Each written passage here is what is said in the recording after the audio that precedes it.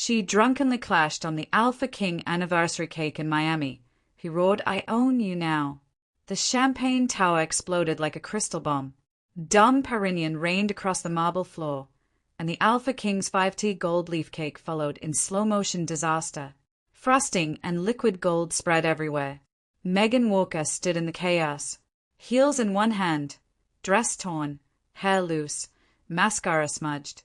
300 shifters froze. Complete silence. Then she saw him. Rod Ocean. 6'4". Dark hair, sharp jaw, gray eyes like a storm.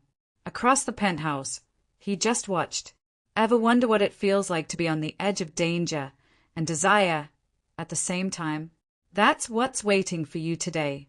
I want to hear where you're listening from: Aurora, Dallas, New York City, Liverpool, or anywhere else on the map. Drop a comment and share. It really makes my day.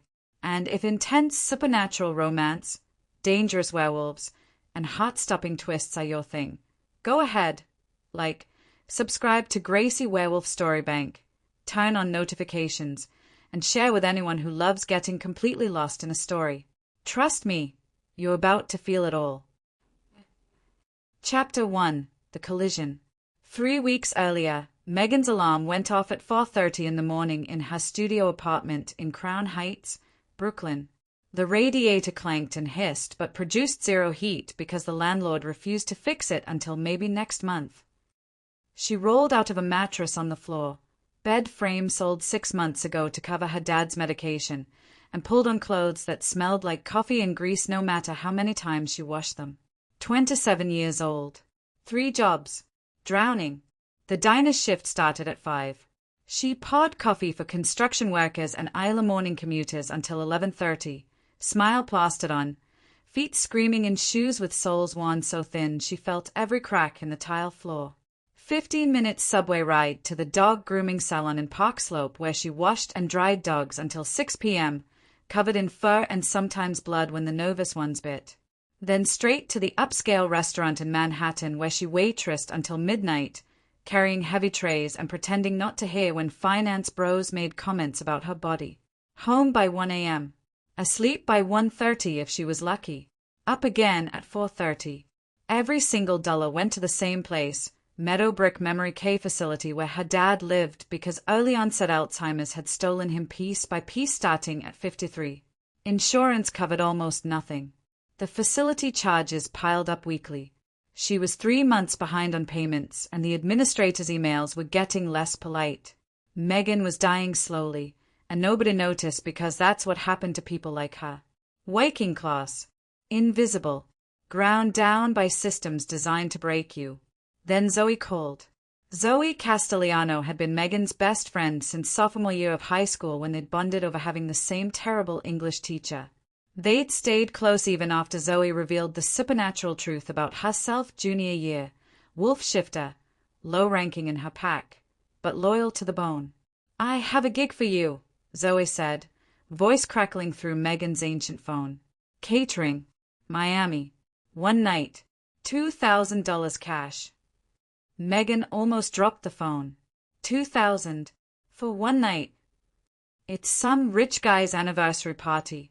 Super exclusive. They need extra servers last minute. I vouched for you. You just pour drinks. Smile. Stay invisible. Easy money. $2,000 would cover an entire month at her dad's facility. Would buy her breathing room. Would mean she could maybe sleep for more than 5 hours without panic attacks about eviction notices. "I'm in," Megan said before Zoe finished explaining logistics. The flight to Miami felt surreal. Megan had never been on a plane before. Never left the tri-state area. The view from the window made her chest tight. Clouds stretching forever, sun turning everything gold, ocean appearing like someone had spilled blue paint across the world. Miami itself was a fever dream. Palm trees lining streets like something from movies. Art Deco buildings painted colors she didn't have names for. Heat that wrapped around her like a blanket instead of the biting cold she'd left behind in New York. Ocean breeze carrying salt and something tropical. The penthouse was on the top 3 floors of a building overlooking South Beach. Private elevator. Security that checked IDs twice. Marble everywhere. Floors, counters, even the bathroom sinks. Art on the walls that probably belonged in museums. Windows so clean they were almost invisible, showing a 360-degree view of Miami that made Megan dizzy. The monthly rent here probably equaled her entire yearly income. Maybe more. Zoe met her in the service entrance, already in her catering uniform. Black pants, white shirt, plain but professional. She handed Megan an identical outfit. "Okay, so, thing you need to know," Zoe said, voice low. "This isn't just a rich people party. It's a shifter gathering. Like all shifters.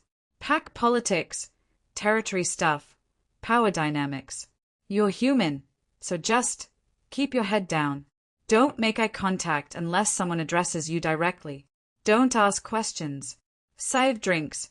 Be invisible. Collect your money." Megan's stomach flipped. How many shifters are we talking? 300, give or take. Jesus. You'll be fine. I promise. Just stay near me and follow my lead. The party started at 8 p.m. Guests arrived in cars that probably individually were worth more than her dad's entire medical debt. Designer suits and dresses that moved like liquid. Jewelry that caught light and threw rainbows. Everyone was beautiful. That supernatural beauty that didn't look quite human. Too perfect. Too symmetrical.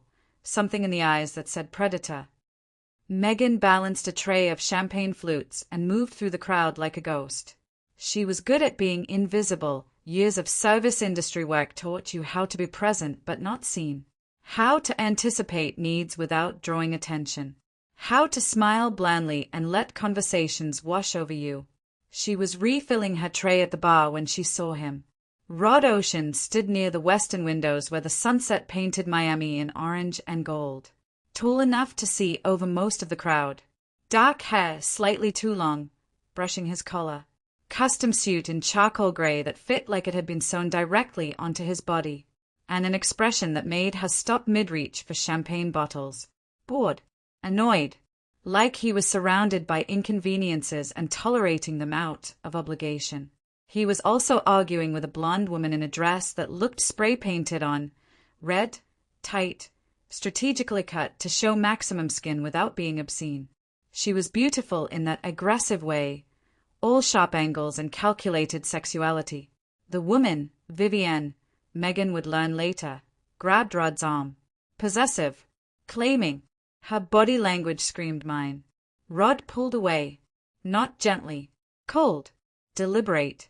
Public rejection that made several nearby shifters go quiet and still.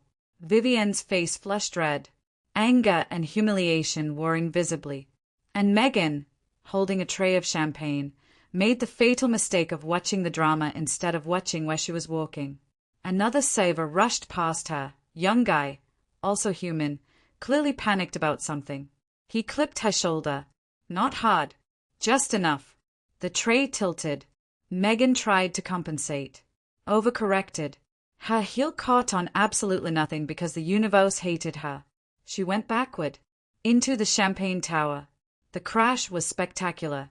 23 bottles of Dom Perignon, each one worth hundreds of dollars that Zoe had warned her about earlier, tumbled like dominoes. Crystal exploding. Liquid spraying. The sound was massive in the suddenly silent penthouse. Megan hit the floor. Hard. Her dress tore. One heel snapped completely off. And because the universe wasn't done destroying her yet, she rolled directly into the anniversary cake. 5 tiers of architectural baking perfection. Edible gold leaf that probably required specialized training. Hand-sculpted fondant flowers. The centerpiece of the entire evening. Gone. Megan lay there in cake and champagne and broken crystal, and every eye in the room turned toward her, including his. Rod Ocean's gray eyes locked on hers across 30 feet of marble floor. The sunset behind him made him look like something carved from shadow and danger. His jaw was tight, expression unreadable except for fury radiating off him in waves that Megan felt even though she was human. The room held its breath. Who authorized her to be here? Rod's voice cut through the silence like a knife through silk. Quiet. Controlled. Absolutely lethal. Zoe stepped forward, hands raised, panic written across her face. Mr. Ocean, she's my guest. I vouched for her. It was an accident. You brought a human to an alpha gathering without clearance. Not a question. An accusation that made Zoe flinch. Megan's brain finally caught up. Alpha gathering. Not just rich people. Not just shifters. Alpha shifters. The ones who ran packs, controlled territory, made decisions that affected thousands. And she'd just destroyed their party. She didn't know, Zoe pleaded. I didn't tell her what kind of event. That makes it worse. Rod's gaze never left Megan. Gray eyes that picked her apart, catalogued every detail, saw straight through to her bones. Ignorance isn't innocence. Megan's stomach dropped through the floor. Her hands shook. Champagne dripped off her elbows. Gold leaf frosting stuck to her hair. Every horror story Zoe had ever told her about pack law, about humans who crossed shifters, about punishments that made death look merciful, all of it crashed through her head at once. And right there, standing in the wreckage of the most expensive party she'd ever seen, facing down a man who could probably kill her with one hand and not break a sweat, Megan Walker did the second dumbest thing of her night. She laughed. Not polite, nervous laughter. Not apologetic. Full-blown, exhausted, hysterical, I've worked 16 hours today and my life is already a disaster, so what's one more thing? Laughter that came from somewhere deep in her chest where all the stress and fear and bone-deep tiredness lived. She laughed until tears ran down her face, mixing with mascara and champagne. The room went from silent to shocked. You know what? Megan said, wiping frosting off her arm and flinging it onto the floor because she was already ruined. What did it matter? Send me the bill. Add it to the mountain of debt I'm already buried under. Medical bills, rent, student loans from a degree I never finished.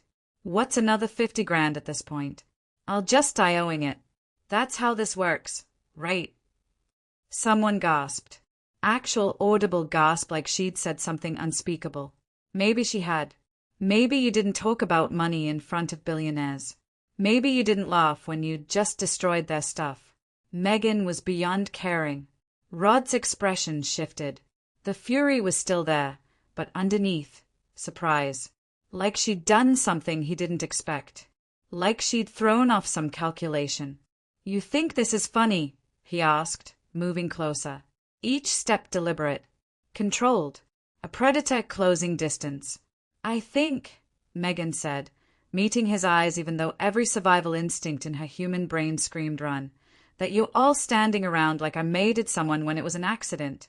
A stupid, clumsy, expensive accident. But still just an accident. So yeah, kind of funny.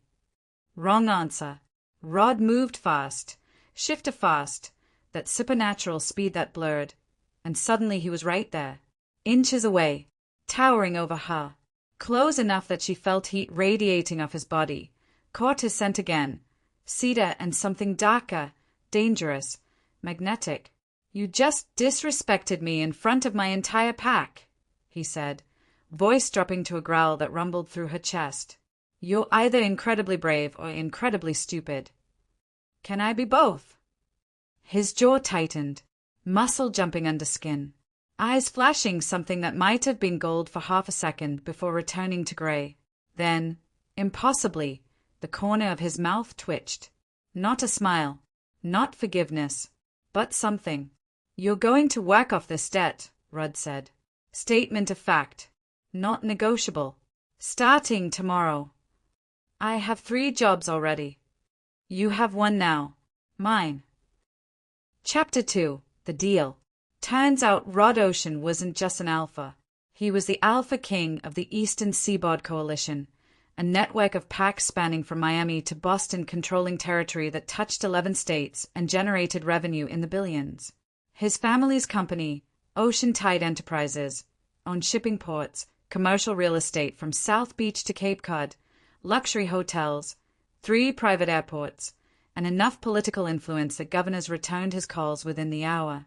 Forbes estimated his net worth at somewhere north of $4 billion, But Zoe said that was conservative because shifter wealth didn't show up in human accounting systems the same way. And Megan Walker, who'd been scrambling for grocery money last week, now worked directly under him at his Miami headquarters as his personal assistant. The contract arrived via courier at 6 a.m. the morning after the party. 30 pages of dense legal language that basically said she owed him $47,863 for damages. She would work off this debt at a rate of $5,000 per month plus a living salary of $75,000 annually. Contract term, 1 year minimum. Termination clause. If she quit or was fired for cause before the debt was satisfied, the full amount became immediately due. She'd signed it in her kitchen with shaking hands while drinking instant coffee because the alternative was watching debt collector's auction off her dad's care. The office was on the 42nd floor of the Ocean Tide building in Brickell, Miami's financial district where glass towers competed to touch the sky. Rod's suite took up the entire floor. Floor-to-ceiling windows on 3 sides overlooking Biscayne Bay, where cruise ships and yachts looked like toys from this height. Everything was glass and steel and sharp edges. Modern furniture that prioritized aesthetics over comfort. Art on the walls that she was afraid to look at too closely in case she accidentally damaged something worth 6 figures. Cold. Intimidating. Sterile. Like walking into a very expensive walk-in freezer. Her desk was in an alcove outside his main office. Close enough that he could summon her instantly, far enough that she felt dismissed. Top-of-the-line computer. Phone system with more buttons than a spaceship.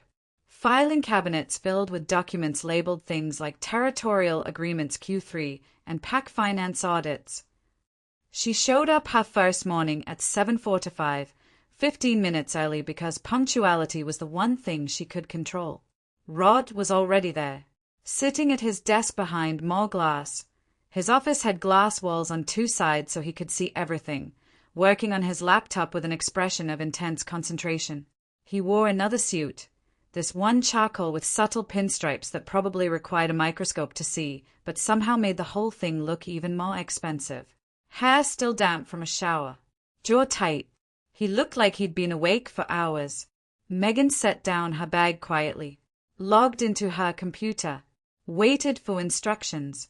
8 a.m. passed, then 8:15, 8:30. At 8:45, Rod's voice came through the intercom on her desk. "You're late." Megan hit the button, pulse jumping. "I've been here since 7:45. "Then why didn't you announce yourself?" "I didn't want to interrupt." "Your job is to be available. That means making your presence known. When I arrive, you arrive. When I'm here, you're here. Understood?" Her jaw clenched. "Understood." Coffee. 140 degrees. No sugar. Minimal cream. On my desk in 5 minutes. The intercom clicked off. Megan took 3 deep breaths before standing. Found the break room. Gleaming chrome and marble. Coffee machine that looked like it required an engineering degree. She Googled how to make coffee exactly 140 degrees on her phone because apparently that was a thing people cared about. Thermometer in the cabinet. Of course there was. She delivered it in 4 minutes. Knocked on his door even though the glass made knocking feel performative. "Come in." Rod didn't look up. Just gestured to a coaster on his desk. Yes, a specific coaster, not just anywhere, and kept typing. Megan set the coffee down. Waited. Still nothing. "Will that be all?" she asked after 30 seconds of silence. "For now." She turned to leave. "Megan." She stopped. Looked back. Rod's eyes finally lifted from his screen. Gray.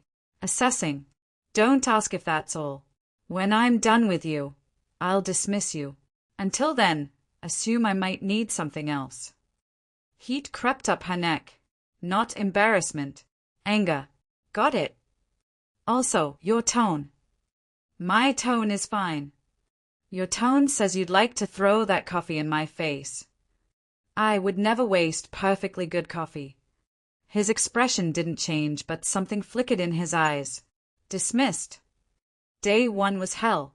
Rod's schedule was a nightmare of back-to-back meetings, calls with alphas across the country, video conferences with international partners. Megan fielded calls, managed his calendar, prepared briefing documents for meetings about pack politics she didn't understand.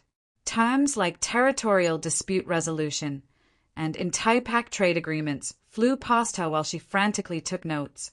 Every task came with exacting standards. Coffee at exactly 140 degrees.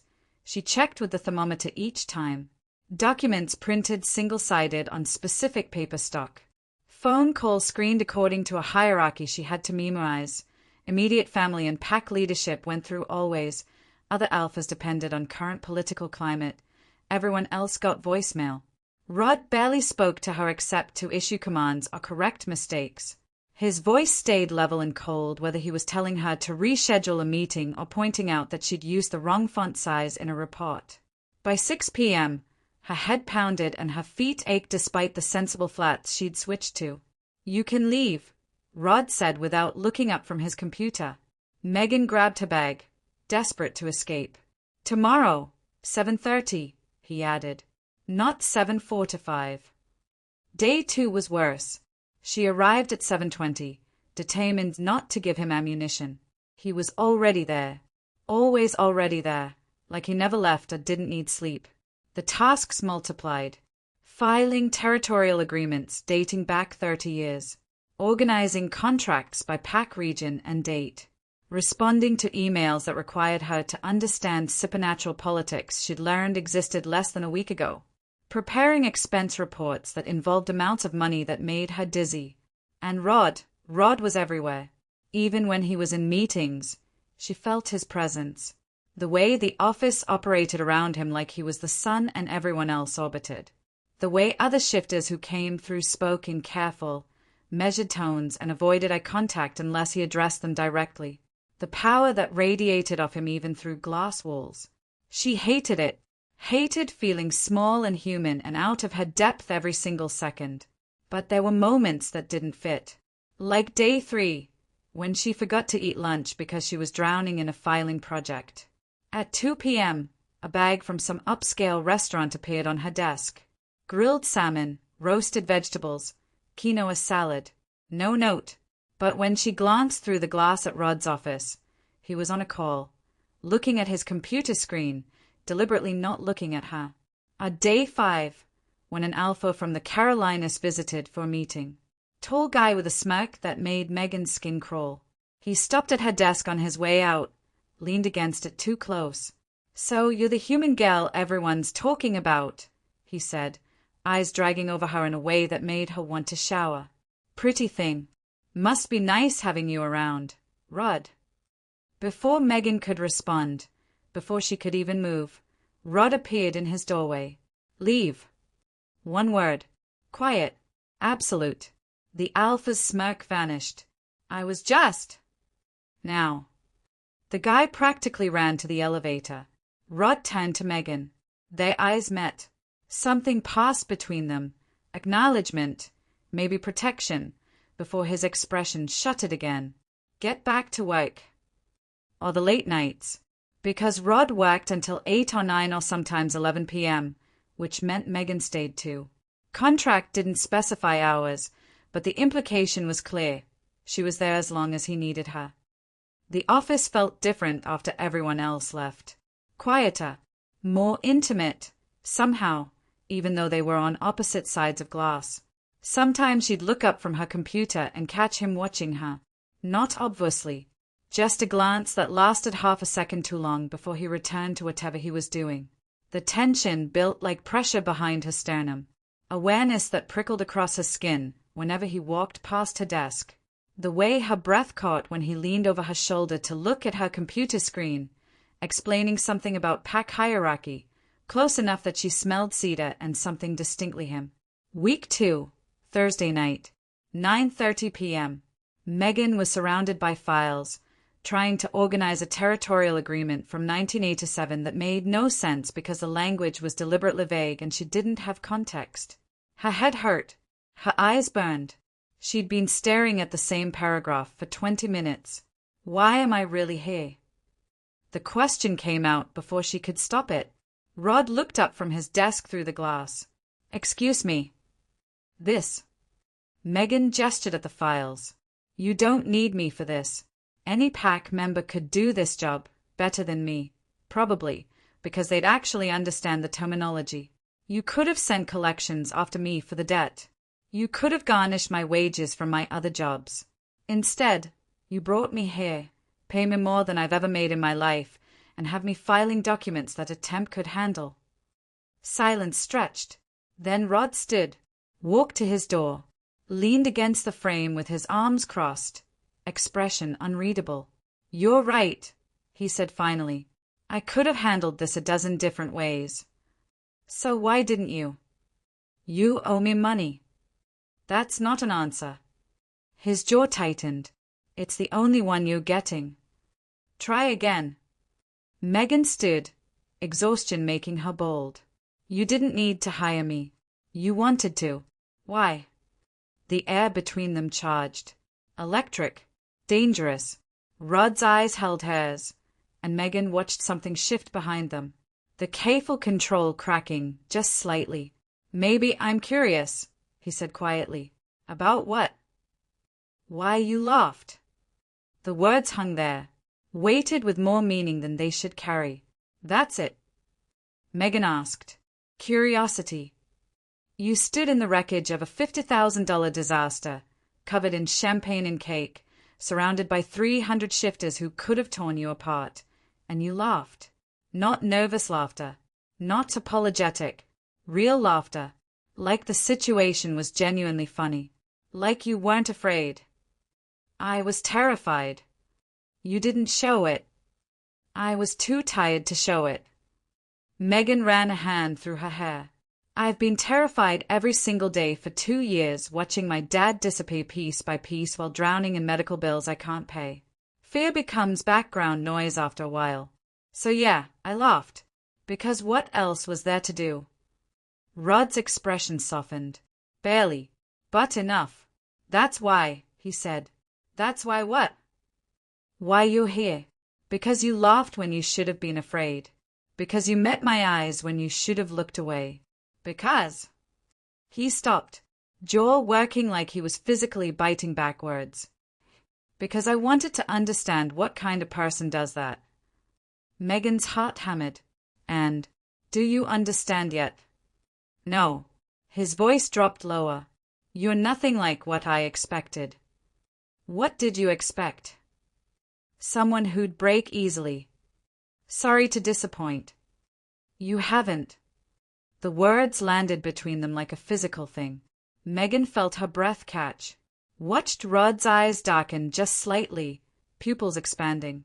He took a step forward, then another, closing the distance until he was right there, close enough that she had to tilt her head back to maintain eye contact. Megan. His phone rang. The spell shattered.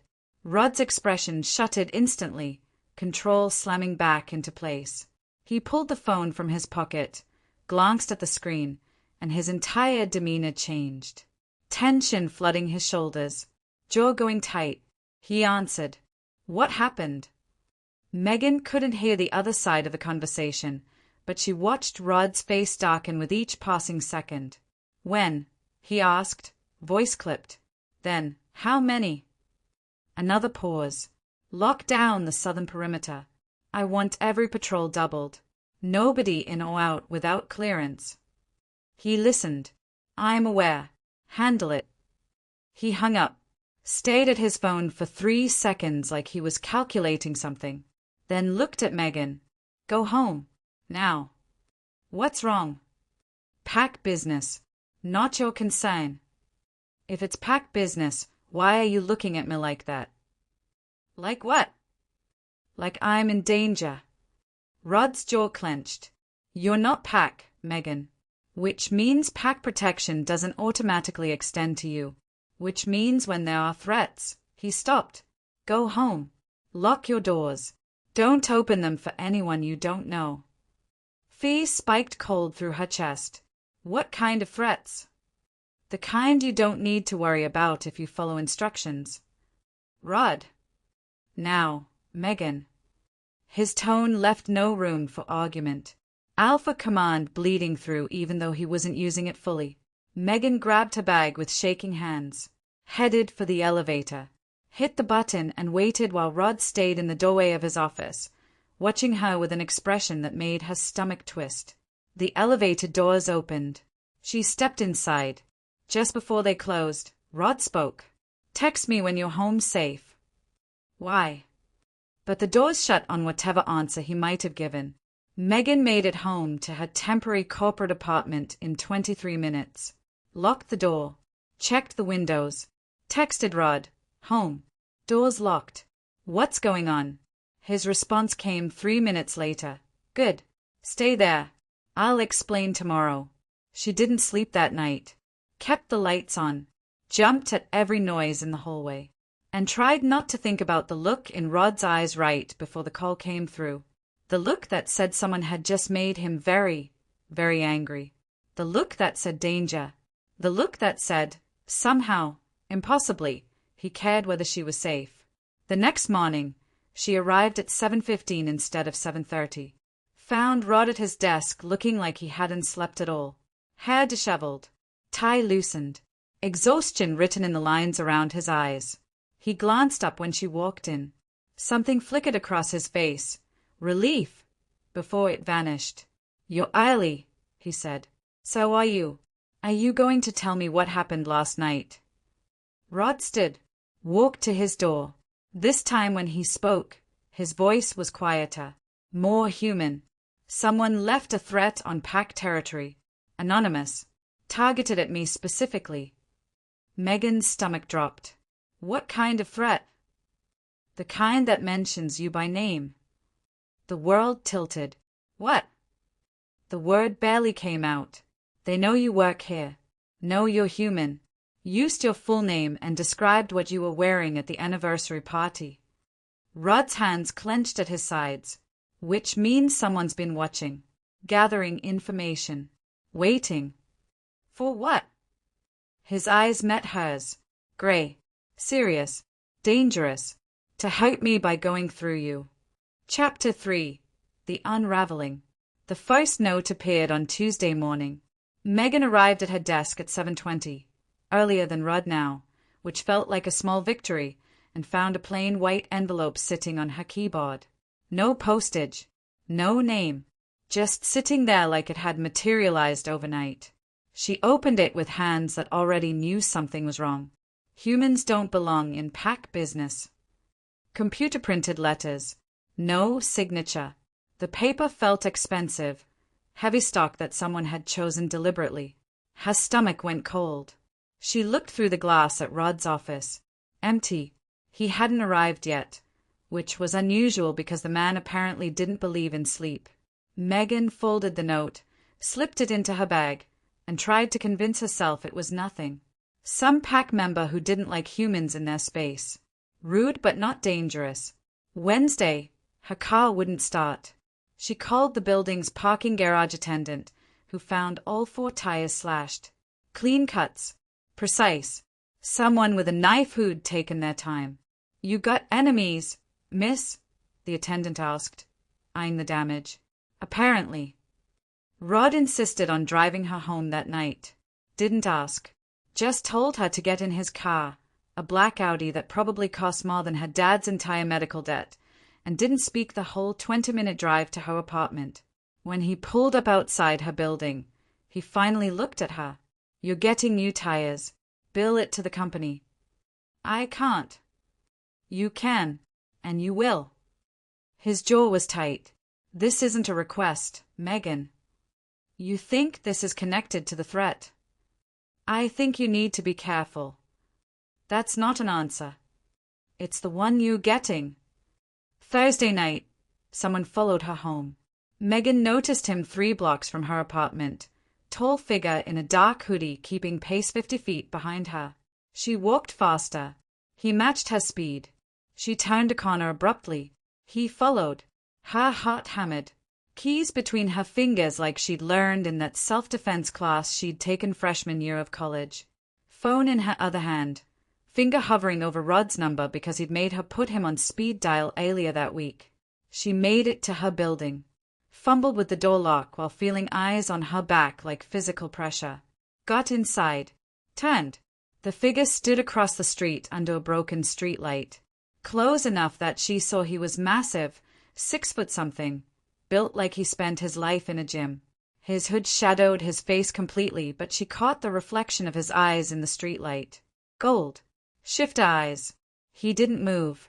Just stood there watching her building like he was memorizing which window was hers. Megan ran up 3 flights of stairs, handshaking so badly she dropped her keys twice before getting her door open. Locked it. Chained it. Shoved her couch against the door for good measure. Then she called Rod. He answered on the first ring. What's wrong? Someone followed me home. Shifter. He's standing outside my building right now, watching my window. Silence. Then, don't move. I'm 10 minutes away. How did you? Stay away from the windows. Lock yourself in the bathroom if you have to. I'm coming. He was there in 7 minutes. Megan heard the commotion from her apartment. Raised voices, rods cutting through the others like a blade. She looked out her window carefully, staying back from the glass. Rod had the guy in the hoodie against a wall. 3 other shifters flanked them. Pack members, clearly, the body language screaming back up. Rod's hand was at the guy's throat, holding him 6 inches off the ground without visible effort. Even from 3 floors up with the window closed, Megan heard his voice. Who sent you? She couldn't hear the response. Rod's grip tightened. Wrong answer. Whatever happened next made the guy fold.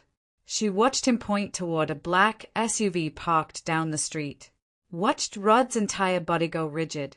Watched him say something to the other shifters before dropping the guy, who scrambled away. Rod looked up at her window. Their eyes met. He pulled out his phone. Hayes rang 5 seconds later. Pack your things, Rod said. Voice controlled but fury underneath like magma under ice. You're staying at my place. Tonight. Rod, This isn't a discussion. Someone threatened you because of me. Followed you. Watched you. You're under pack protection now. I didn't agree to. I don't care. His voice dropped to a growl that raised every hair on her body. You're not safe alone. And he stopped. Breathed. Just pack your things. I'm coming up. Megan wanted to argue. Should have argued. Should have said she was an adult who could make her own decisions about where she lived and whether she needed protection. But she'd heard the fear buried under all that command. The way his voice cracked slightly on, I don't care, like he cared very, very much. She packed a bag. Rod's penthouse occupied the entire 48th floor of a building in Brickell with views that made Megan's apartment look like a closet. Floor-to-ceiling windows showing Miami sprawled below like a circuit board of lights. Open floor plan with furniture that managed to look comfortable and expensive simultaneously. 3 bedrooms, master suite, guest room, and a 3rd room he'd converted into a home office. Chef's kitchen with appliances she didn't recognize. Private balcony with infinity pool that seemed to drop off into the Miami skyline. Guest room is the 2nd door on the left, Rod said, setting her bag down in the entryway. Bathroom attached. You need anything. My room is across the hall. This is too much. I can't. You can. You will. He ran a hand through his hair, exhaustion written in every line of his body. I'm not letting someone hurt you to get to me, Megan. End of discussion. Who was he? The guy following me. Rod's jaw clenched. Rogue. Hired muscle. Someone paid him to watch you, gather information on your routine. He gave me a name. Who? Someone I need to handle. That's not an answer. It's all I'm giving you tonight. He looked at her, and Megan saw something crack in his expression. So the control slipped just slightly. You should have called me the second you noticed him following you. I did. 3 blocks from your apartment. You should have called the second you felt unsafe. I didn't want to bother. Bother me. His voice went flat. Had. You think you're a botheration. Someone following you, threatening you, putting you in danger because of my enemies, and you didn't want to bother me. Megan's throat tightened. I can take care of myself. Against humans. Sure. Against shifters. He stepped closer. Megan, that guy tonight could have snapped your neck with one hand before you even knew he was moving. You're human. That doesn't make you weak, but it makes you vulnerable to my world in ways you don't understand yet. So what am I supposed to do? Call you every time I feel nervous? Yes. The word was absolute. Non-negotiable. That's insane. That's reality. Rudd's eyes held hers, gray going slightly gold at the edges. You're under my protection now. Which means your safety is my responsibility. Which means you call me. Every time. Understood. Megan wanted to argue. Wanted to say she wasn't his responsibility or his problem. But the look on his face stopped her. The genuine fear buried under all that alpha command. The way his hands were shaking slightly at his sides like he was holding back the urge to check her for injuries. Understood, she said quietly. Something in Rod's shoulders released. Good. Now get some sleep. We'll talk more in the morning. But neither of them slept. Living with Rod Ocean was its own kind of torture. They developed a routine without discussing it. 5 a.m., Rod's alarm went off. Megan heard him moving around, pulling on running clothes. He'd leave for an hour, return drenched in sweat and breathing hard, and head straight for the shower while she made coffee. By the time he emerged, hair damp, dressed for the office in suits that looked criminally good on him, she'd have 2 cups ready. His black with just enough cream to turn it pale brown. Hers with sugar and flavor creamer that he'd started keeping stocked without being asked. They'd drink coffee on the balcony watching Miami wake up. Sometimes talking. Sometimes silent. Learning each other's rhythms. 7 a.m. They'd drive to the office together in his car. Classical music on the stereo because Rod said it helped him think. Megan learned to recognize pieces. Vivaldi. Bach. Something by Chopin that made Rod's expression go distant and melancholy. White consumed them until 7 or 8 p.m. Then back to the penthouse where Megan would cook. She discovered Rod lived on takeout and protein shakes, and he'd sit the kitchen counter watching her with an expression she couldn't read. You don't have to cook for me, he said the third night. I know. I want to. Why? Megan shrugged, stirring pasta sauce. Because you wike yourself into the ground and forget to eat. Because I like cooking. Because you're letting me stay here and it's the least I can do. You're staying here because someone threatened you. Doesn't change the fact that you didn't have to say yes. Rod went quiet. When she glanced back, he was staring at his hands. My mother used to cook, he said finally. Before my father, before things got bad. She'd make these elaborate meals, and he'd criticize every bite. Said she was wasting time, wasting money, wasting his patience. Eventually she stopped. Started eating separately. Started disappearing. Megan's chest tightened. Rod. I haven't had a home-cooked meal in probably 15 years. His eyes lifted to hers. This, what you're doing, it means more than you know. The air between them shifted, charged with something that had been building for weeks.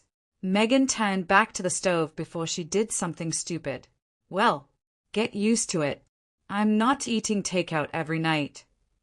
She heard him laugh quietly. Yes. Late nights were the dangerous time. After dinner, they'd migrate to the living room. Rod working on his laptop, Megan reading or watching TV with the sound low. The space between them on the couch shrinking incrementally each night.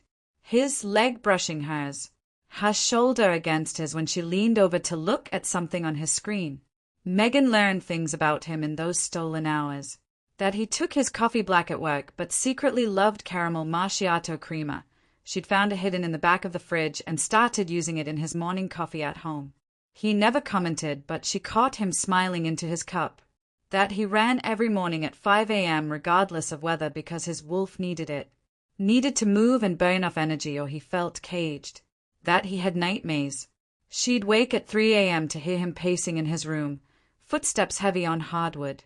The first time, she'd knocked on his door softly. "You okay?" Long silence. Then, "Fine. Go back to sleep." But his voice was rough, shaken. The third time it happened, Megan didn't knock. Just made tea and left it outside his door with a note. For Night Maze. In the morning, the cup was empty and sitting on the kitchen counter. No note. But Rod's eyes, when they met hers over coffee, said thank you. Friday night, 2 weeks after moving in, they were both awake at 2 a.m. Megan couldn't sleep. Too wired. Too aware of Rod across the hall doing the same thing based on the restless sounds. She gave up, padded to the living room in pajama shorts and an oversized t-shirt. Rod was already there, standing at the windows overlooking the ocean, wearing only sweatpants, back muscles defined in the ambient light from the city. "Can't sleep?" Megan asked. He turned. Eyes tracked over her briefly before returning to her face. Occupational hazard. The Night Maze. Among other things. She moved to stand beside him at the window. Miami glittered below them, lights stretching to the horizon where ocean met sky in absolute darkness. "Want to talk about it?" she asked. "Not particularly." "Want me to leave you alone?" Rod looked at her, really looked at her, something shifting in his expression. No. They stood there in silence, close enough that she felt heat radiating from his skin, close enough that when he spoke again, his voice was low and intimate. "Your father really messed you up, huh?" Megan asked. The question hung between them. Raw. Direct. Rod's jaw tightened. For a long moment, she thought he wouldn't answer. Then, he ruled through fear, made examples of people who crossed him, hurt pack members, especially women, to prove he had power, made sure everyone knew he owned them, their loyalty, their lives, their children. "That's why you're so controlled." "I'm controlled because I refuse to become him." Rod's hands clenched at his sides. "I saw what he did, what he was, how everyone feared him and called it respect. And I swore when I took over that I'd be different, that I'd lead through actual respect, not terror, that I'd protect people instead of breaking them. And you're terrified you'll fail." His silence was confirmation. "You won't," Megan said softly. "You don't know that." "I do. Because he wouldn't care whether he did or not. He wouldn't lose sleep over it. Wouldn't question himself. Wouldn't work himself into the ground trying to undo decades of damage." She turned to face him fully. "You care so much it's eating you alive, Rod. That alone makes you nothing like him." Rod stared at her, the control that he wore like armor cracking visibly. His breathing changed, chest rising and falling faster, eyes going darker, pupils expanding. "Megan," her name came out rough, strained. The moment hung there, heavy, electric, dangerous. Every rational thought in Megan's head screamed that this was her boss, that she worked for him, that there were power dynamics and complications and 1,000 reasons this was a terrible idea. But she'd stopped caring about rational thoughts somewhere around the third morning coffee ritual. Rod took a step closer, then another, closing the distance until he was right there, close enough that she had to tilt her head back to maintain eye contact, close enough that she felt his breath on her face. "Tell me to stop," he said quietly. "Tell me this is a bad idea and I'll walk away right now." "What if I don't want you to?" His eyes flashed gold. "Then I'm in serious trouble." Feelings mutual. Rod's hand came up slowly, giving her time to pull away. Cupped her face gently, thumb tracing her cheekbone. The touch was careful, reverent, like she was something precious. "Megan, I..." His phone buzzed. The spell shattered. Rod's entire body went rigid. He pulled back, expression shuttering instantly as he grabbed his phone from the coffee table, checked the screen, swore viciously. "What?" Megan asked, heart still hammering. Vivian Thorne just called an emergency Alpha Council meeting. His voice had gone flat, cold, She's challenging my leadership. She can do that. With enough evidence and support, yes. He was already moving, pulling on a shirt, grabbing his keys. I need to handle this. Rod. Stay here. Don't leave the penthouse. Don't open the door for anyone. He looked at her, and something in his eyes made her stomach drop.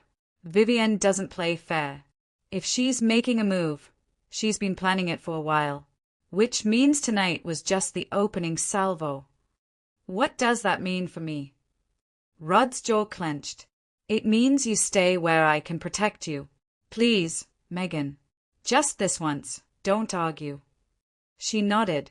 He left, and Megan stood in his penthouse watching Miami spread below her, trying not to think about how close they'd come to crossing a line, trying not to think about how much she wanted to cross it anyway. Here's what Megan didn't know yet. Vivienne Thorne wasn't just a jealous ex-girlfriend with a grudge. She was Rod's father's former mistress, his enforcer, the one who'd helped him terrorize the pack for 20 years before Rod took over and stripped her of power. She'd been planning his downfall for 5 years, carefully, patiently, gathering evidence and allies and waiting for the perfect moment to strike. The evidence she was about to present at the Alpha Council? Documents showing Rod had been embezzling pack funds for years, funneling money into private offshore accounts, using his position to enrich himself while pack members struggled. Forged documents, expertly crafted, supported by testimony from people she'd either bribed or threatened, but convincing enough to destroy him. And Megan, she was about to become the only person who could prove his innocence, if she was willing to risk everything, if she was willing to admit that somewhere between champagne disasters and morning coffee rituals, she'd fallen completely in love with the Alpha King, and if she survived what came next. Chapter 4. The Betrayal. The Coral Gables estate looked like money, the kind that didn't need to show off. White columns, manicured hedges, and a circular driveway where black SUVs lined up like soldiers at attention. 20 alphas, Eastern Seaboard's finest, all gathered in one room that smelled like expensive cologne and barely contained dominance. Rod stood near the back wall, arms crossed, face carved from stone. Megan hung back by the entrance, trying to blend into the wallpaper. Humans didn't belong at Alpha Council meetings. She was only here because Rod refused to leave her unprotected after the incident. Then Vivienne Thorne walked in wearing a white pantsuit and a smile that made Megan's skin crawl. "Gentlemen," Vivienne began, voice smooth as silk over razor wire, "we have a problem. His name is Roderick Ocean." The room went dead quiet. For the past 6 years, Rod has been siphoning pack funds through Ocean Tide Enterprises. Millions. Offshore accounts. Shell companies. The full criminal playbook. She dropped a manila folder on the center table. Papers spilled out. Bank statements. Transfer records. All with Rod's name stamped across them in black ink. The alphas leaned forward. Hungry. Smelling blood. Rod didn't move. Didn't flinch. But Megan saw his fingers dig into his forearms hard enough to leave marks. "Those documents are fake," he said. "Flat. Final. Are they?" Vivienne tilted her head. "Because those signatures look awfully real. So do the transaction dates. The account numbers. Should we call your bank? Verify." "Go ahead." "Or maybe," Vivienne's eyes slid to Megan, "we should ask why you suddenly hired a human assistant with no qualifications. What was it, Rod? Keeping her close? Making sure she couldn't talk about what she saw?" Megan's blood turned to ice. Xavier Brooks, a silver-haired alpha from Charleston with scars running down his neck, stood up. "Vivienne, you're making serious accusations. What else do you have?" "Lysander Quinn." Vivienne gestured toward the back. A thin man with hollow cheeks stepped forward. Megan recognized him instantly. Rod's former financial officer. The one fired 3 months ago for attempted embezzlement. Her stomach dropped. Lysander cleared his throat. "Rod Ocean personally authorized every transfer. I watched him do it. When I confronted him, he threatened my family. Told me if I spoke, he'd make sure I never worked in this community again. So I stayed quiet. His voice cracked. Until now. The lie was so smooth it almost sounded real. Rod's jaw clenched. Gold flickered in his eyes. Wolf rising. Xavier exhaled through his nose. This requires investigation. Rod, until we sort this out, you're suspended from leadership. Vivienne will serve as interim. No. Every head swiveled. Megan stepped forward before her brain caught up to her mouth. Rod's eyes went wide. Don't. But she was already moving, pulling out her phone. He's innocent. I can prove it. Vivienne laughed. Sharp, cutting. Of course the human girlfriend defends him. How touching. I'm not his girlfriend. Megan's voice stayed steady even though her hands shook. I'm his assistant, which means I organize his files, including the ones from 6 years ago. She pulled up the photos she'd taken Monday night. Contract duplicates. Same deals, different signatures, different dates. All from Lysander's tenure. These are the originals, Megan said, handing her phone to Xavier. Full metadata. Timestamps. Chain of custody. Your documents, she pointed at Vivienne's folder, are altered copies. Lysander's been building this case for years, doctoring records, redirecting funds into his own accounts, then framing Rod for his crimes. Xavier scrolled through the images. His expression shifted from skepticism to cold fury. These have digital forensic markers, he said slowly. When did you find them? Monday. I didn't know what they meant until right now. Xavier looked at Lysander. Want to revise your testimony? Lysander went grey. Vivienne's mask finally cracked. You're trusting a human over pack testimony, over documented evidence. This is over forensic proof. Xavier's voice dropped to something dangerous. Vivienne Thorne, you're removed from this council effective immediately. Lysander Quinn, you're exiled from all pack territories. Guards. 2 massive shifters materialized from the shadows. Vivienne's gaze locked on Megan. Pew venom. You have no idea what you just started. Then she was gone, dragged out by security while Lysander stumbled after her, pleading. The remaining alphas stood, offered Rod stiff nods. A few clapped his shoulder. Xavier shook his hand, muttered something about owing him an apology. But Rod didn't look relieved. He looked like a bomb about to detonate. Outside, he said to Megan, voice like gravel. Now. The estate gardens were empty. Moonlight filtered through palm trees, casting long shadows across perfectly trimmed grass. Rod walked fast. Megan jogged to keep up. When they hit the far edge, away from windows, away from shifter ears, he whirled on her. What the hell were you thinking? Megan blinked. You just painted a target on your back. Every enemy I have now knows you're important to me. They know you can hurt me. Do you understand what that means? I saved you. I didn't ask you to. He stepped closer, eyes flashing gold. I didn't ask you to get involved, to put yourself in danger, to stand in front of a room full of predators and… He stopped, chest heaving. And what? Megan challenged, heat rising in her chest. Care about you. Fight for you. Is that so terrible? Yes. The word exploded out of him. Raw, jagged. You're human, Megan. Fragile, breakable. One wrong move and you're dead, and I… He didn't finish. Couldn't. The air between them crackled. Electric. Suffocating. You what, Rod? He stared at her, jaw locked, fighting something massive, something clawing its way to the surface. Then he moved, closed the distance, cupped her face with both hands, and kissed her. Chapter 5, The Fall.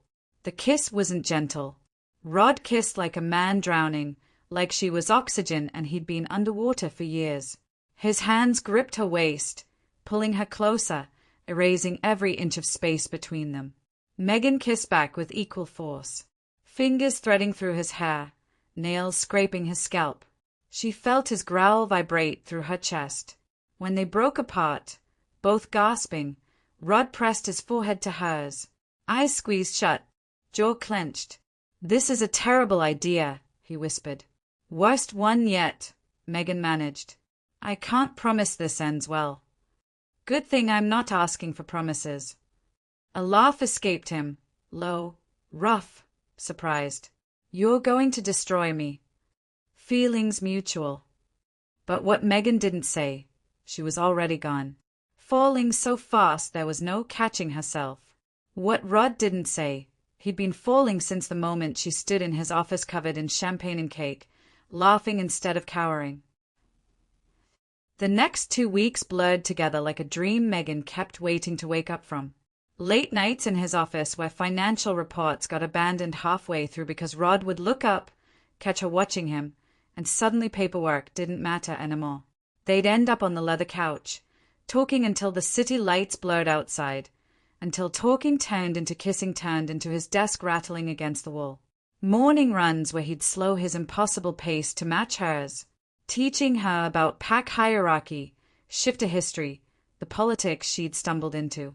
She learned that alphas could challenge each other for territory, that lone wolves were considered dangerous, that humans who knew about the world were either protected or eliminated. No middle ground. "Which am I?" she'd asked one morning, breathing hard as they jogged along the Miami Beach boardwalk. Rod had stopped, looked at her with those impossible green eyes. Protected, always. Dinners on his penthouse balcony overlooking Biscayne Bay. Talking until 2 in the morning about everything and nothing. He told her about growing up in his father's shadow, about the weight of expectations, about the first time he'd shifted and how terrifying and perfect it felt. She told him about her father's medical bills, about dropping out of grad school, about the shame of failing when everyone expected her to succeed. "You didn't fail," Rod had said, fingers tracing patterns on her wrist. "You survived. There's a difference." Meeting his family should have been terrifying. Eleanor Ocean was elegant in an effortless way rich women always were. Cream silk blouse, pearl earrings, silver hair swept into a perfect chignon. She'd taken one look at Megan and Rod together at the family estate and smiled. "Finally," she'd murmured, squeezing Rod's shoulder. "Someone who sees you, not the crown." His younger sister Bryn was less subtle. 23, sharp-eyed, with Rod's same dark hair but their mother's softer features. She'd practically tackled Megan with a hug. "Oh, thank God," Bryn said over dinner. "He's been miserable and controlling for years. You make him almost human." "I'm sitting right here," Rod said dryly, cutting into his steak. "We know," Eleanor and Bryn said in perfect unison. The table erupted in laughter. Real laughter. The kind that made Megan's chest ache because it felt like home. For the first time since arriving in Miami, everything felt right, which should have been her first warning. The attack came on a Thursday. Megan was leaving Rod's office building around 9. He'd stayed late for a conference call with West Coast PAX. Security walked her to the parking garage like always. Then a black SUV screeched around the corner. 3 men poured out. Moving too fast, too fluid. Shifters, not pack. Wrong scent, wrong energy. Rogues. "Vivienne Thorne sends her regards," one said. Then they grabbed her. Megan screamed. Threw an elbow that connected with someone's jaw. Kicked backward. Fought with everything she had. Human strength against shifters was like fighting a brick wall. They had her in the vehicle in seconds. Zip ties cutting into her wrists. A hand clamped over her mouth. The SUV peeled out before security even cleared the building entrance. The ride lasted maybe 20 minutes. Felt like hours. 1 shifter drove. 2 sat in back, flanking her. Nobody spoke. Megan's mind raced. Rod would notice she didn't text. Would track her phone, except they'd already thrown it out the window somewhere near the highway. They ended up at a warehouse near the port of Miami. Rusted metal siding. Broken windows. The kind of place where bad things happened and nobody heard you scream. They dragged her inside. Vivienne Thorne stood in the center, lit by a single hanging bulb. Still wearing that white pantsuit. Still smiling. "Hello, Megan." Megan said nothing. Focused on breathing. Staying calm. "You're probably wondering what this is about." Vivienne circled her slowly. Predator assessing prey. "You think I'm just jealous? Just bitter about losing power? That's what Rod thinks. That's what they all think." She stopped directly in front of Megan. "This isn't about jealousy. This is about order. Rod's turning our pack weak. Questioning traditions. Letting humans get close. His father understood that strength requires fear. That respect comes from dominance." "His father was a monster," Megan said. Vivienne's smile widened. "Exactly. And monsters get things done." She pulled out her phone. Dialed. Put it on speaker. Rod answered on the first ring. "Where is she?" His voice was barely controlled. Fury wrapped around terror, wrapped around something primal. "Safe," Vivienne said sweetly. "For now. Here's what's going to happen, Rod. You're going to step down as Alpha King. Publicly. Tomorrow morning. You're going to name me as your successor and leave Miami forever. Just follow the instructions given, and if you don't, then she dies. Slowly. Painfully. And it'll be your fault for breaking tradition, for letting a human into our world, for being weak just like I always told your father you'd be." Silence. Megan's heart shattered at the sound of that silence, at the weight of impossible choices crushing down on him. "You have until dawn," Vivienne continued. "Decide what matters more, your pride or her life." She hung up, looked at Megan with cold, calculating eyes. "Let's see what you're really worth to him." Chapter 6. The Alpha King's True Nature. Vivienne made her first mistake thinking Rod would wait until dawn. Her second mistake? Forgetting what an Alpha King actually was. Rod didn't call the council. Didn't waste time with negotiations or political maneuvering. He called his pack. 30 shifters. Battle-trained. Loyal to their core. And absolutely furious. They hit the warehouse 90 minutes after Megan was taken. The first thing Megan heard was breaking glass, then snarling, growling, the wet sound of bodies hitting concrete. Vivienne's rogues scrambled, but they were outmatched from the start, outnumbered, outclassed. The fight was brutal and surgical. Rod's pack moved like a unit, coordinated strikes, no wasted movement. These weren't brawlers. They were soldiers, and Rod cut through the center like a blade through paper. Megan had never seen him fight before. Not really. The warehouse with the West Side Fangs had been over before it started. This was different. He moved with terrifying precision, dodging, striking, throwing rogues twice his size like they weighed nothing. Not wild. Not out of control. Completely focused. One rogue lunged at him with a knife. Rod caught his wrist mid-swing, twisted, and the blade clattered away. A single punch and the guy dropped. Another came from behind. Rod spun, grabbed him by the throat, lifted him off the ground, and threw him into a support beam hard enough to crack metal. His eyes burned gold. Wolf pressed right against the surface, but he never fully shifted, never lost himself. When he reached Megan, zip-tied to a chair in the center of the warehouse floor, those gold eyes met hers and softened just a fraction. "Are you hurt?" His hands were impossibly gentle, cutting through the plastic ties, even as his voice promised murder to anyone who'd touched her. "I'm okay. Rod, Vivienne is handled."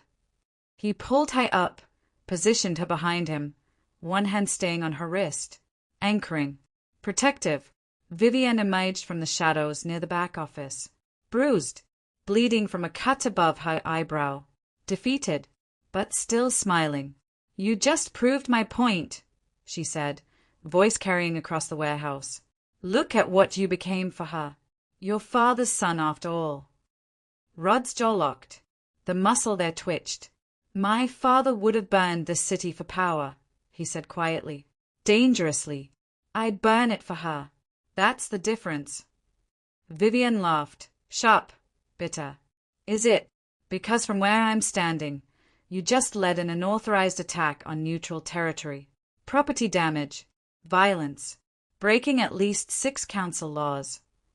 She pulled out a phone from her jacket pocket, and I made sure someone recorded everything.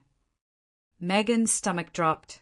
Your pack attacking rogues on human soil, Vivian continued, holding the phone up like a trophy. All caught on camera. High definition. Multiple angles. Release this footage, and humans learn about shifters. Our entire world gets exposed. Government investigations. Panic. War. Everything ends. The pack members shifted uneasily. Rudd's expression went stone cold. So here's the new deal, Vivian said. You step down. Publicly. Tomorrow. I delete this and every backup copy. Everyone walks away clean. For a single moment, Rudd looked trapped, caught between protecting Megan and protecting his entire species. Then Megan laughed. That same exhausted, genuine laugh from the anniversary party. The one that sounded like relief and absurdity rolled into one. Every eye turned to her. You mean this footage? Megan held up a different phone, one she'd somehow managed to grab off the rafter support beam when Vivian's guard wasn't watching. Vivian's face changed. Where did you get your guy recording from the rafters? Megan smiled. Sweet. Dangerous. Yeah. My best friend Zoe took care of him about 5 minutes ago.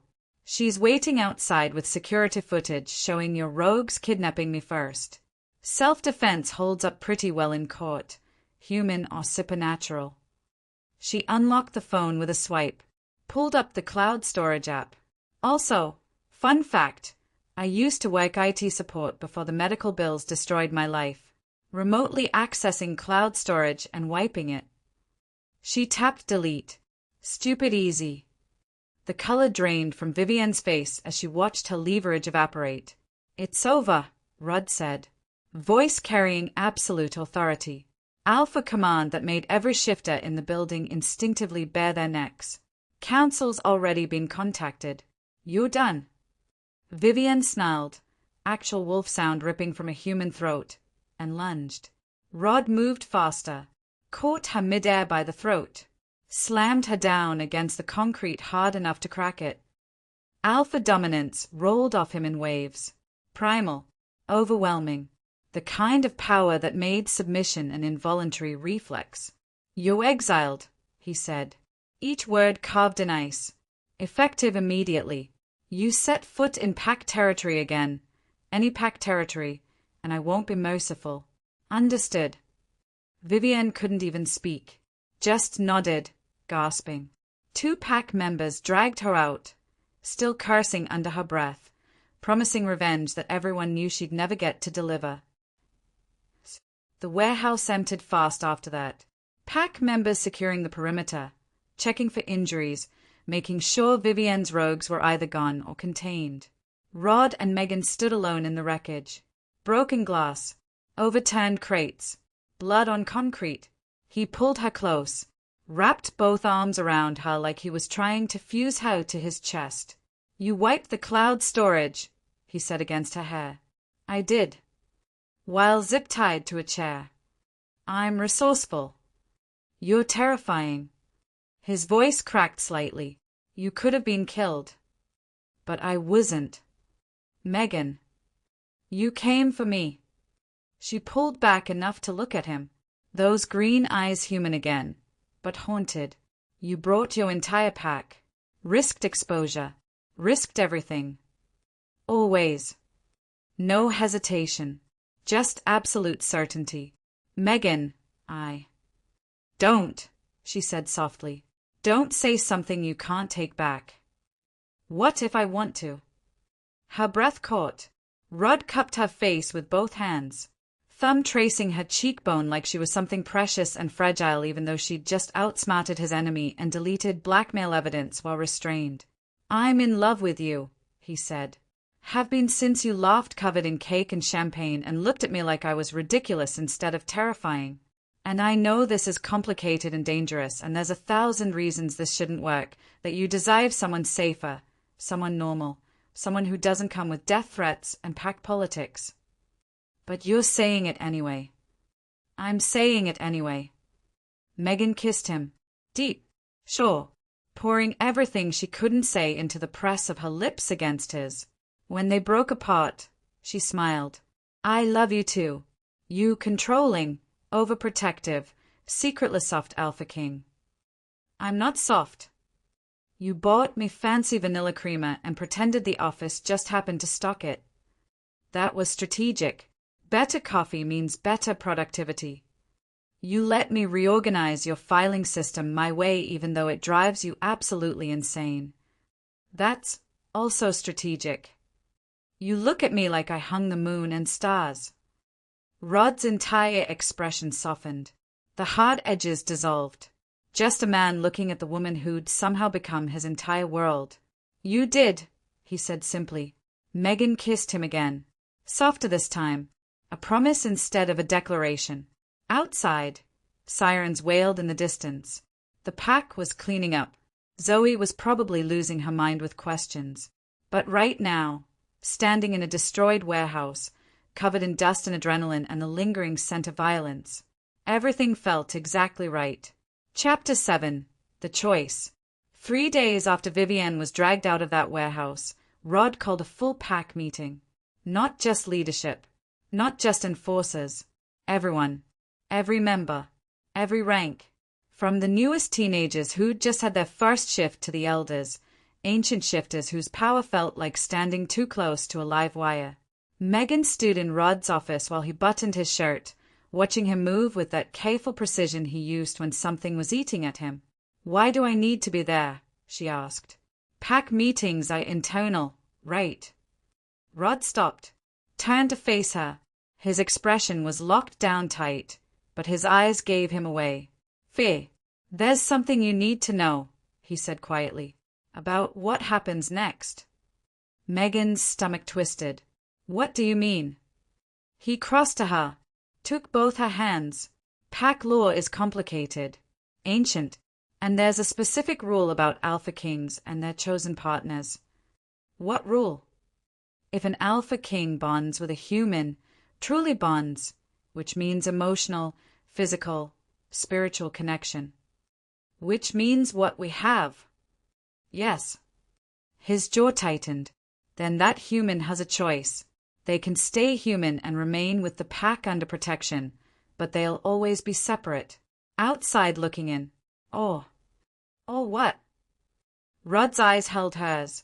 There's a ritual. Ancient. Dangerous. It can turn a human into a shifter. The air left Megan's lungs. It's not guaranteed to work, he continued, words coming faster now. It's painful beyond anything you can understand. And if it fails... He couldn't finish, just squeezed her hands harder. I die, Megan said. He flinched like she'd struck him. Yes.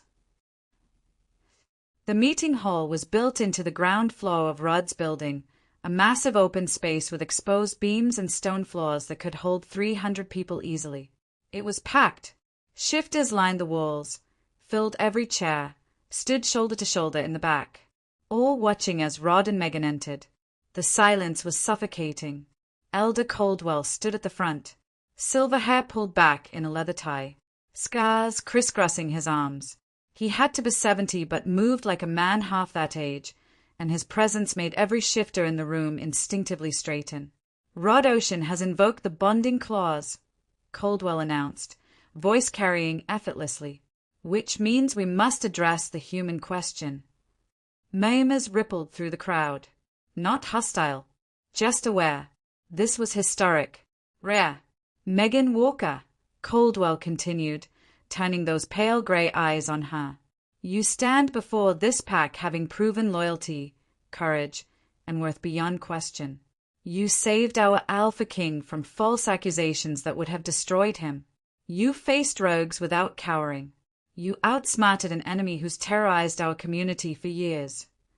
He paused. Let that sink in.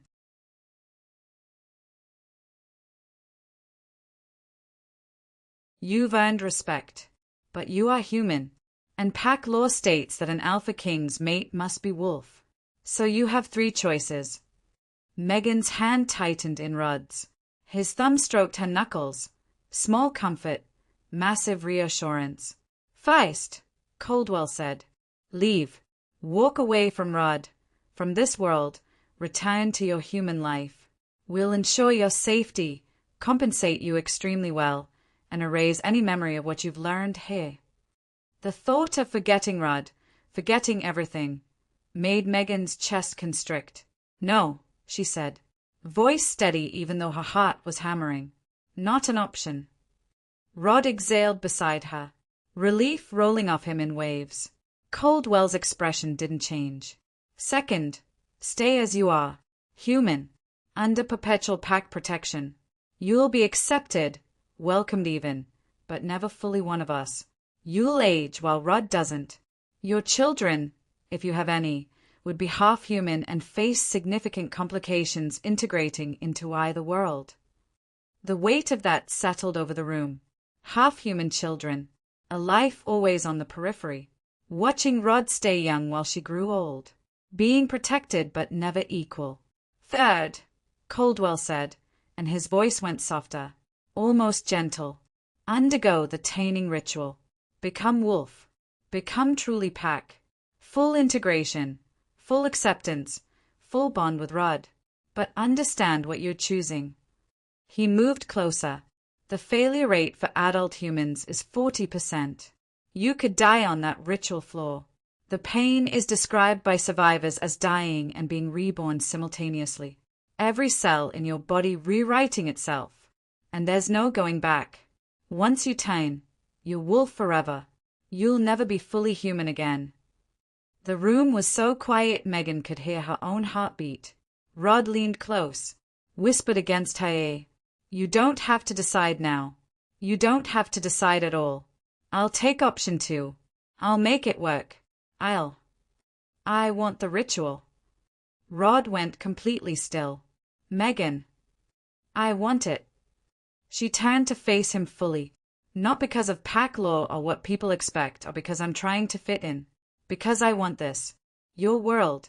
Your pack. Your life. All of it. You could die. I could get hit by a bus tomorrow. I could have a heart attack. I could fall in the shower. She cupped his face. Rod, I'm choosing this. I'm choosing you. The real you. The complete you. Not the version that fits into my human life, but everything you are. His eyes went gold. Emotion too big for words. Are you certain? Caldwell asked from behind them. Megan didn't break eye contact with Rod. Completely. Even knowing the risks. Especially knowing the risks. Caldwell studied her for a long moment. Then nodded. Then we'll conduct the ritual at the next full moon. 7 days from now. The pack erupted. Not in protest. In approval. Howls and cheers and the sound of fists pounding on tables. Rod pulled Megan close. Kissed her forehead. You're insane. You love me anyway. I love you because of it. The next 7 days were preparation. Megan underwent physical tests. Blood work. Scans. The pack doctor, a sharp-eyed woman named Dr. Chen, put her through assessments that would make Olympic athletes weep. You're healthy, Dr. Chen said on day 5. Strong. Good cardiovascular system. But I won't lie to you, none of that guarantees success. The ritual isn't about physical fitness. It's about will. About whether your body accepts the wolf or rejects it. And if it rejects... Dr. Chen didn't sugarcoat it. Organ failure. Usually within minutes. Megan spent hours with the elders learning pack history. The origin of shifters. The responsibilities of being wolf. She trained with Bryn, who taught her basic combat moves because even baby wolves need to know how to defend themselves. She had dinner with Eleanor, who held her hand across the table and said, You don't have to be brave for us, you know. If you're scared, that's allowed. I am scared, Megan admitted. Terrified. But I'm also sure. Eleanor smiled. Then you're already stronger than most wolves I know. The nights belonged to Rod. They didn't talk about the ritual, didn't focus on the 40% failure rate or the pain waiting on the other side. They just existed together, mimizing each other, storing up moments in case 7 days turned out to be all they had. On the 6th night, lying in his bed with moonlight streaming through the windows, Rudd traced patterns on her shoulder. If something goes wrong, it won't. But if it does, his voice cracked. Megan, if I lose you. She rolled over, kissed him until words stopped mattering. When they broke apart, she pressed her forehead to his. You're not going to lose me, she whispered. I'm too stubborn to die. You said it yourself. I'm terrifying. He laughed, broken and beautiful. Yeah, he said. You really are. The full moon rose on the 7th day, and Megan walked into the ritual chamber ready to become something more than human. Or die trying. Chapter 8. The Transformation. The full moon rose over Miami Beach, turning the ocean into liquid silver. The pack gathered at a private estate in Pinecrest, 50 acres of old Florida wilderness surrounded by walls that kept humans out and secrets in. 300 shifters formed a circle in the clearing. Silent, waiting. Megan stood at the center wearing simple white linen that felt too thin, too vulnerable. Rod beside her, gripping her hand so tight she could feel him shaking. Last chance, he whispered, voice wrecked. We can find another way. I'll step down. We'll leave Miami. We'll. There is no other way. She turned to face him. Not one where I'm whole. Not one where I'm truly yours. You're already mine. Then let me be yours completely. The elders stepped forward. 5 of them, ancient and powerful, dressed in ceremonial robes that looked older than the city itself. Caldwell raised his arms. The pack went silent. He began speaking in a language Megan didn't understand. Guttural, primal, words that felt like they came from the earth itself. Power built in the air, static electricity that made her hair stand on end. The moon seemed brighter, closer, like it was watching. Rod's eyes went gold. His grip on her hand tightened to the point of pain. It's going to hurt, he said, voice barely human. Worse than anything you've ever felt. But I'll be right here. I won't leave you. I swear I won't leave you. I know. Caldwell stepped forward. The first bite must come from an elder.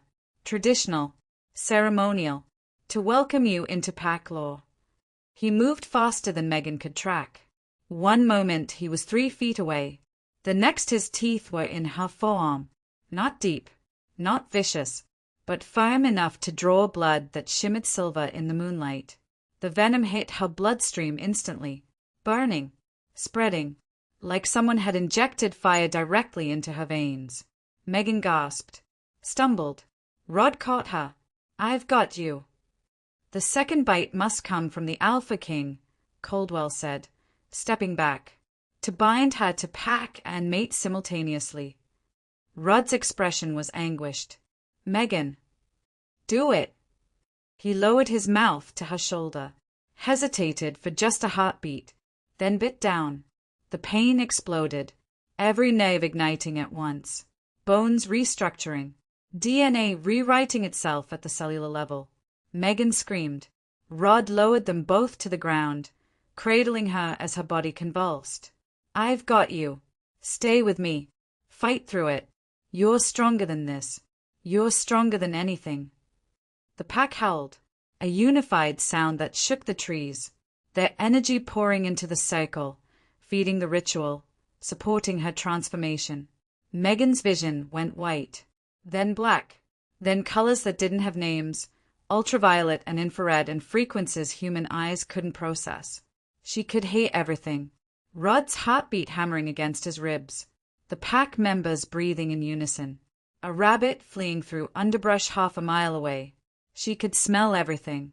Rod's fear mixed with love, mixed with desperation. The earth beneath her rich with life. The ocean 5 miles distant, salt and brine and ancient depth. Her bones cracked, reformed. muscles tearing and rebuilding stronger. The pain peaked, a supernova in her chest that felt like dying and being born simultaneously. Rod kept talking. Stay with me. Please stay with me. I love you. I love you. Come back to me. Megan wanted to answer. Couldn't. Her throat wouldn't work. Her body wasn't hers anymore. Then, her back arched off the ground. One final surge of agony that ripped a scream from her that sounded half human, half wolf. And suddenly, clarity. The pain vanished. Not faded. Vanished completely. Megan gasped. Opened eyes that now saw the world in impossible detail. Every leaf on every tree. Every star overhead. The individual threads in Rod's shirt. Rod's face above hers. Tears streaming down his cheeks. Megan. She sat up slowly. Testing. Everything felt different. Stronger. More alive. Like she'd been living in black and white and someone just turned on color. I can hear your heartbeat, she whispered, and smell jasmine from 3 houses down, and feel the pack's energy like warmth on my skin. Rod laughed. Broken. Relieved. Joyful. You made it. You actually made it. Did you doubt me? Every single second. The pack erupted, howls splitting the night sky, celebration crashing over them in waves. Caldwell stepped forward, and for the first time since Megan met him, he was smiling. Megan Ocean, you are now Wolf. Pack member. Sister. He looked at Rod, and with the Alpha King's blessing, our Luna Queen. Luna Queen. The title settled on her shoulders like it had been waiting her entire life. Rod pulled her up and into his arms, kissing her in front of 300 witnesses. No hiding. No shame. Pure claim and celebration. When they finally broke apart, his eyes were still gold but softer now. You just committed to an eternity of me being overprotective and controlling. And you just committed to an eternity of me calling you out and reorganizing your life. Worth it. Completely. 3 months later, Megan stood on the balcony of the penthouse watching sunrise paint Miami in gold and pink. Everything had changed. Her father's medical bills were covered by PAC resources. He was in the best care facility in Brooklyn with specialists who actually gave a damn and nurses who knew his name. Her collection agency Nightmare was erased. Debts paid. Credit repaired. Freedom restored.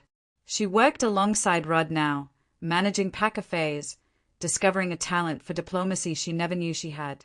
Turned out being human for 26 years gave her perspective other wolves lacked. Zoe knew everything. Had cried happy tears when Megan completed the transformation. Visited monthly.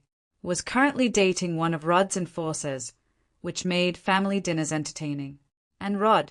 He walked up behind her, wrapped his arms around her waist, rested his chin on her shoulder. What are you thinking about? He asked. How I crashed into your anniversary cake and somehow ended up here. Best $50,000 I never collected. She turned in his arms. You never actually made me pay that back. Consider it an investment. I got you out of the deal. Smooth. I try.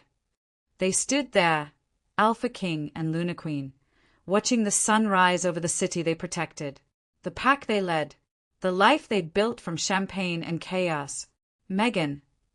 Yay. Rudd's expression went soft, vulnerable in a way he only showed her. Thank you. For what? For laughing. That first night. For seeing me instead of the crown. For choosing this when you could have walked away. For choosing me. She kissed him, long deep, full of promises they'd spend lifetimes keeping. Always, she whispered against his lips. I'll always choose you. Behind them, Miami woke up. The pack stayed. Their world kept spinning. And Megan Ocean, Luna Queen of the Eastern Seaboard Coalition, smiled. Because some stories don't start with once upon a time. Some start with a crash cake, a furious Alpha King, and a woman brave enough to laugh in the face of destiny. And those stories, those are the ones worth living. Some stories end with happily ever after. This one ends with happily ever fighting, growing, loving, and living. Because real love, whether human or wolf, isn't about perfect. It's about choosing each other every single day. If this story moved you, if you felt Megan's fear and Rudd's vulnerability, if you found yourself rooting for them from that first champagne crash to the final transformation, then do us one favor. Subscribe to Gracie Werewolf Storybank. Hit that notification bell. Drop a comment telling us where you're listening from and what moment hit you hardest. Because these stories live because you let them. We've got dozens more waiting. Alpha Kings and Rogue Wolves. Small town shifters and big city romance. Ancient curses and modern love. But only if you show us you want them. Comment, subscribe, share. And until next time, keep believing in love that transforms you. Keep believing in courage that rewrites destiny. Keep believing in stories that remind you magic is real. And sometimes it starts with a girl, a cake, and the words, I own you now. This has been Shattered Crown, Stolen Heart, brought to you by Gracie Werewolf Storybank. Now go live your own love story.